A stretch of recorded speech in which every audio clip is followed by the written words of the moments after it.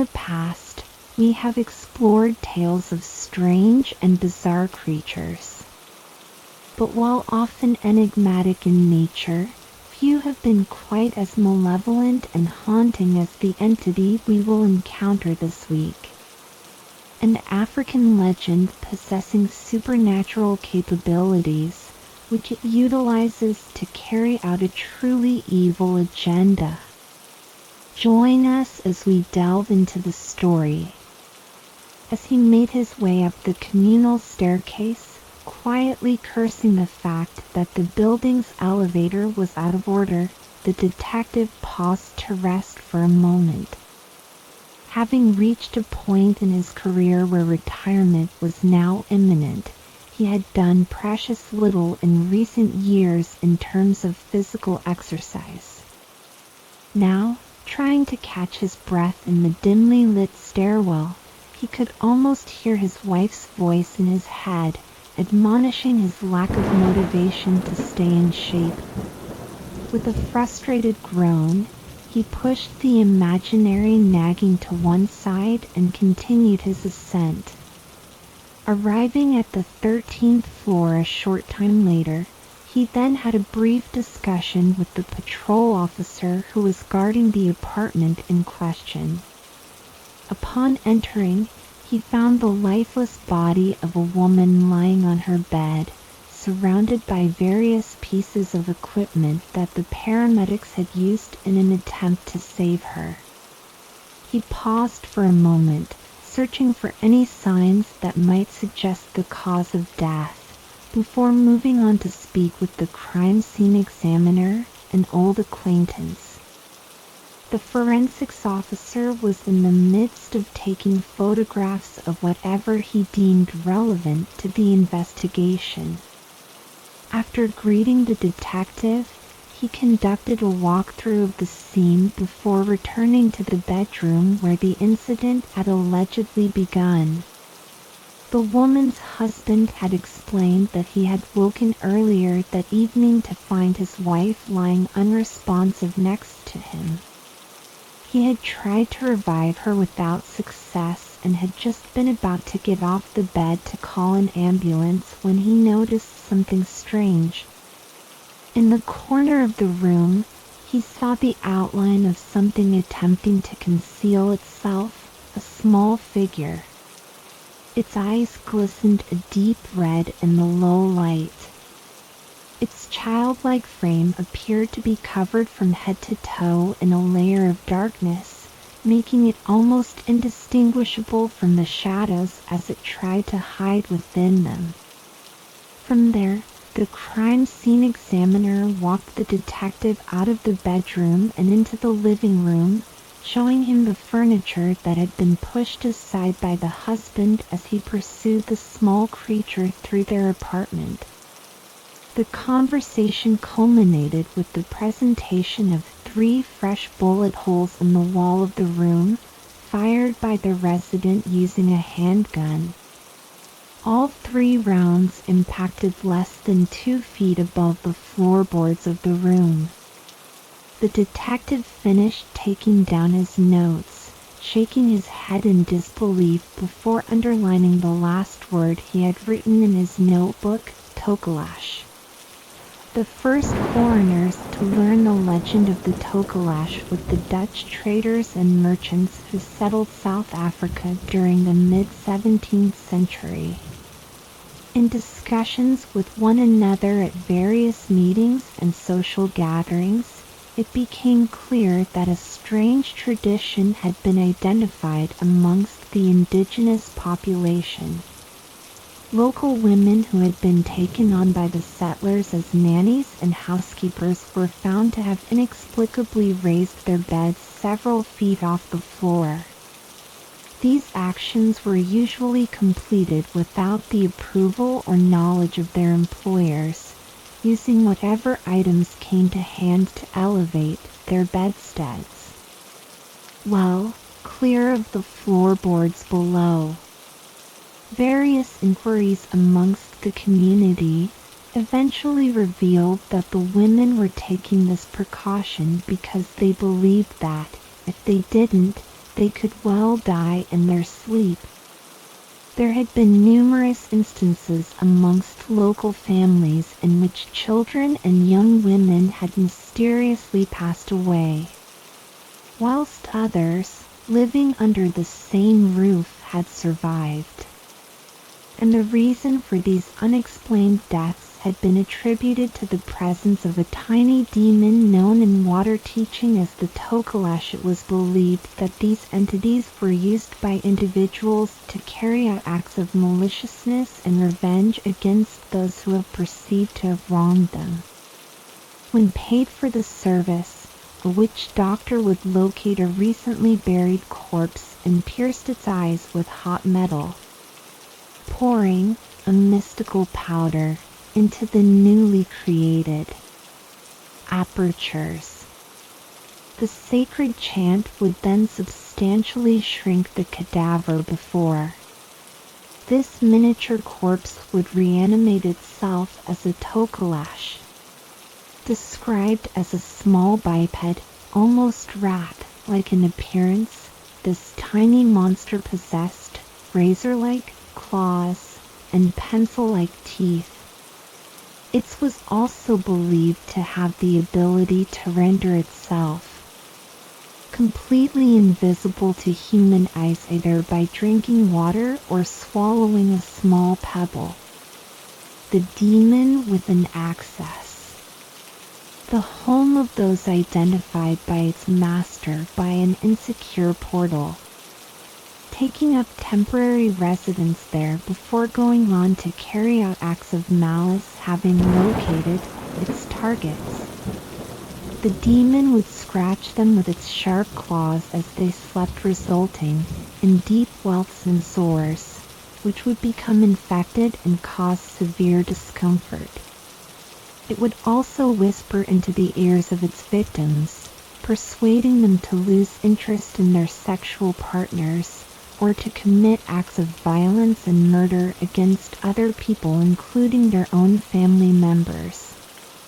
But there was a great price to pay for the services of the Tokoloshe. The demon itself would demand the soul of a loved one from the one who summoned it to be taken at a time and place of its choosing. The only way to ensure safety from a Tokoloshe was for the victims to raise their sleeping mats above the floor to at least waist height. This made it impossible for the creature to harm them, as it did not possess the ability to raise itself upwards from the ground. It was also possible to evict a suspected tucker by enlisting the help of the holy man who possessed the ability to see and then banish the demon from any affected property. The main fact which seems to set the torch aside from similar to myths, such as the mammal and lightning bird, is its apparent longevity. Even in modern times, doctors and social workers continue to be approached by members of their communities who claim to have seen or been influenced by these demons. The Tokoloshe has been repeatedly cited in legal proceedings as being responsible for cases of misery and tragedy such as divorce and murder. In the 1950s, a series of brutal killings took place in one isolated rural community situated in South Africa's Northern Belt region. Many of the slayings had taken place during broad daylight with no witnesses as to who or what the attacker may have been. It was only several weeks into the police investigation that a local man who had been reported missing from his own community many weeks before was finally detained. When interviewed, the suspect fully admitted to murdering the victims, but stated in his defense that he had not been in control of his own actions at the time of the killings. The midterm told the authorities that immediately prior to going missing, he noticed his wife acting strangely towards him. She had gradually become cold and distant, refusing to allow him to touch her and demanding that he sleep in a separate bed. Suspecting that she may be having an affair, he pretended to leave for an overnight trip to a nearby village, only to then sneak back into their home later that same evening. Having done so, he found his wife in bed with a small figure lying next to her, apparently talking to her while she slept. Amidst her slumber, she was smiling and giggling, seeming to enjoy whatsoever. The creature was whispering into her ear. And in fits of blind rage, the husband seized the kitchen knife and repeatedly stabbed his sleeping wife to death. In the act of doing so, it ignored the small creature itself, which then managed to grab hold of his arm and urged himself upon his shoulders. The man immediately lost control of his own body, and over the coming weeks, having fled his village, he stated that he had been under the control of the demon when he said that it remained seated upon him, completely invisible to others, deciding when he ate and slept and forcing him to kill many of those he encountered. During the late 1990s, the priest living in the Zimbabwean city of Bulawayo was approached by a wealthy local resident who pleaded for his assistance. The homeowner stated that she believed her housemate detested her and was employing supernatural powers to try and kill her in her sleep. When the priest asks the woman why she believed this, she went on to show him a series of deep cuts and slashes which she had sustained to her arms and lower back. She told him that these had been inflicted upon her by an invisible assailant while she was asleep. Furthermore, she had witnessed small items and trinkets being moved around her house by the same unseen entity, but only ever during the hours of darkness. Promising that he would assist in any way he could, the priest agreed to call at the woman's house the following evening, gaining access with the key she had provided upon entering the residence. He had been cautiously moving from room to room when he was startled by an audible scurrying noise behind him. Turning quickly, the holy man managed to make out a roughly 2-foot-tall silhouette dashing behind a piece of furniture in an effort to escape detection and acting quickly. We cast the obstruction aside to find a short red-eyed, very creature staring back at him, seeming to recognize his religious attire. The creature, his angrily baring a set of sharp teeth, and then lashed out with his clawed hands. Suspecting he knew the identity of the assailant, the priest produced his crucifix and spoke a series of prayers, sending the creature screaming at the front door and into the night. Later, he was then contacted by the homeowner, who thanked him for his services. She also informed him that shortly after his attendance, her housekeeper had fallen gravely ill and died mysteriously. Only a few days later, during the summer of 2016, authorities in the Zimbabwean region of Matabeleland had been forced to respond to numerous reports of missing children.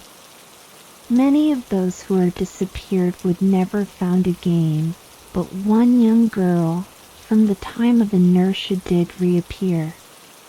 Almost a week since she had last been seen, the 13-year-old had walked back into her settlement delirious and malnourished. After being given time to recover, when she was later spoken to by police, she stated that she had been kidnapped by the inhabitants of a neighboring village. They had taken her to a large residence with an operatic space where she was detained and kept tied up. In addition to the 6 people who lived in the house, she had also seen 4 small monsters. There were occasionally sit on the shoulders of the inhabitants. These very creatures would whisper into the ears of the residents, ordering them to carry out foul and unnatural acts. It was under the direction of these demons that the 6 people from the address kidnapped and killed the children of surrounding settlements, sometimes engaging in acts in cannibalism.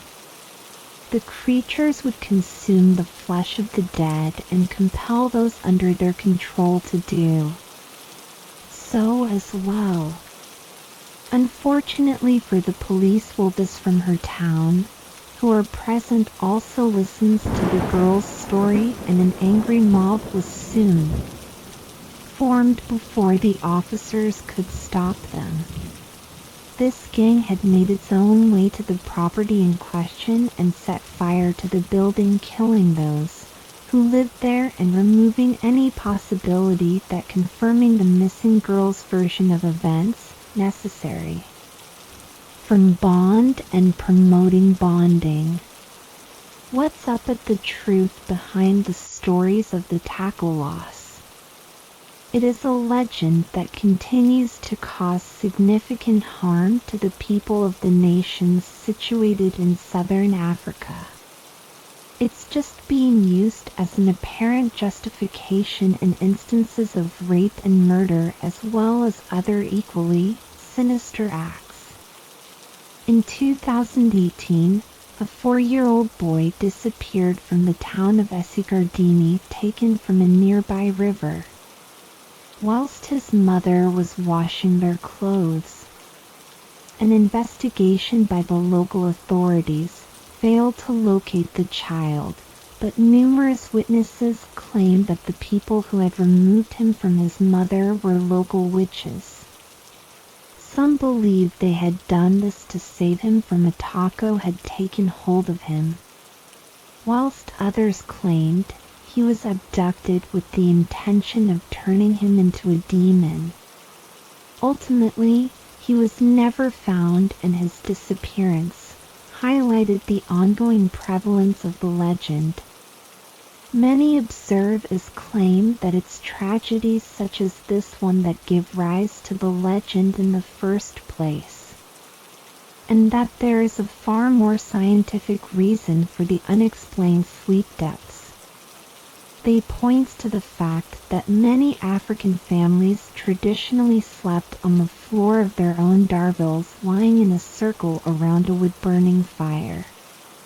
During the night, this fire would deplete the oxygen levels within the dwelling, replacing them with poisonous carbon monoxide. This would cause death within the residence, usually affecting anyone who suffered from existing poor health or undiagnosed medical conditions. Ignorance of the science behind this. The legend of the token took hold, going on to be adopted as a wider justification for acts of crime and violence towards others.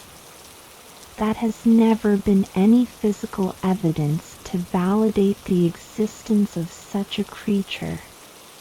Despite the many encounters it is alleged to have been involved in, and whilst this may be the result of its strong supernatural powers, it may also illustrate how this alleged monster may be little more than the darkness that dwells within each of us, a psychological manifestation of the inherent evil we are all capable of.